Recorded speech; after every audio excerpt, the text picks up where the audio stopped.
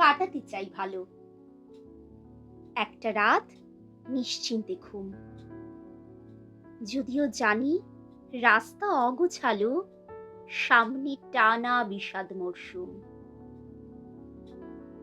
পিছনে টানে শত্রু গলি ঘুঁজি, দুপাশে দেখি ধুলোর ঝড় ধসো।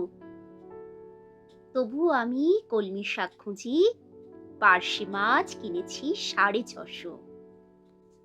নমস্কার।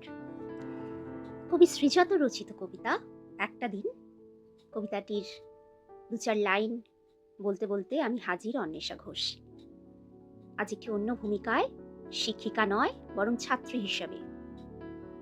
আমি সৃষ্টিনগরের ছাত্রী।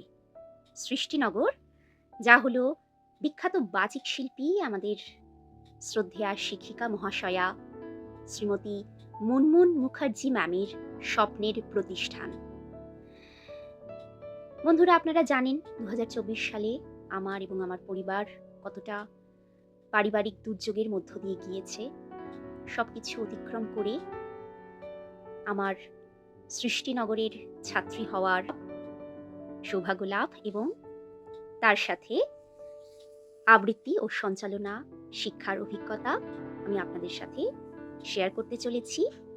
খুব শীঘ্রই আসতে চলেছে আমার ইউটিউব এবং সোশ্যাল নেটওয়ার্কিং সাইটসগুলোতে একটি অন্যরকম পরিবেশনা, তোমার আমার মনের কথায় আমি অন্বেষা, যেখানে থাকবে